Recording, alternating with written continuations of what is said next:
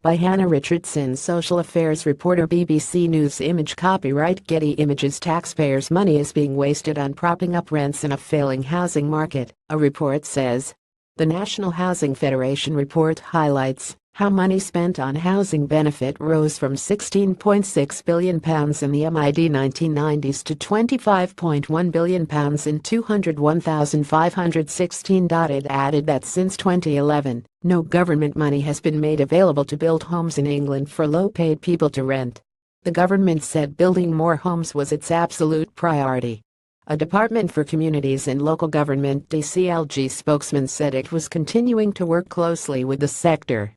But the report from the Federation, which represents housing associations and social landlords, says housing someone in a private, rented property costs £21 a week more than housing them in a social rent property, on average. Make a Break's chief executive David Orr said this was poor value for the taxpayer and had a knock-on effect, with everyone struggling to rent or buy. We know we need more, better quality social housing. And yet, rather than putting public money into building the homes we need, we are propping up rents in a failing market.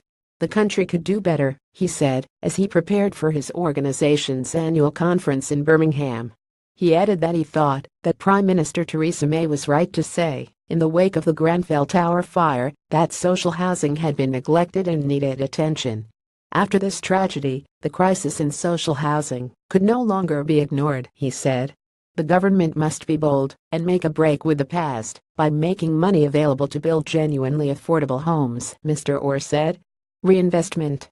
The report pointed out that after the government decided to halt the funding of social rented housing in 2011, the building of such properties fell from 36,000 to 3,000 the next year.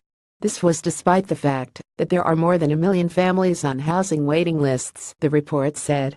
The report concluded, not only is it more expensive to house someone in the private, rented sector than social housing, but none of that money increases the supply of new homes. Social landlords do reinvest in new homes, building 1/3 of all new homes last year, including for social rent from their own funds, but the same does not happen in the private rented sector.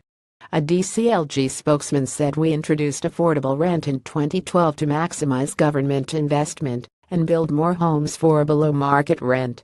We've already delivered nearly 333,000 affordable homes since 2010 and have announced an additional £1.4 billion for our affordable homes program, increasing the total investment to £7.1 billion. Affordable rented housing is defined as 80% of the market rent, while social rent is defined as 60% of the market rent.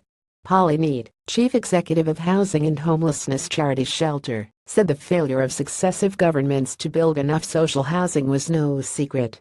The whole reason the government is having to offer housing benefit is precisely because we haven't built enough social housing, she said. The solution in the long term is to build more affordable accommodation, but in the meantime we must maintain housing benefit to give desperate families the help they need. With party conference season upon us, we're calling on politicians across all the major parties to commit to ending the freeze on housing benefit, which is pushing thousands of families to the brink of homelessness.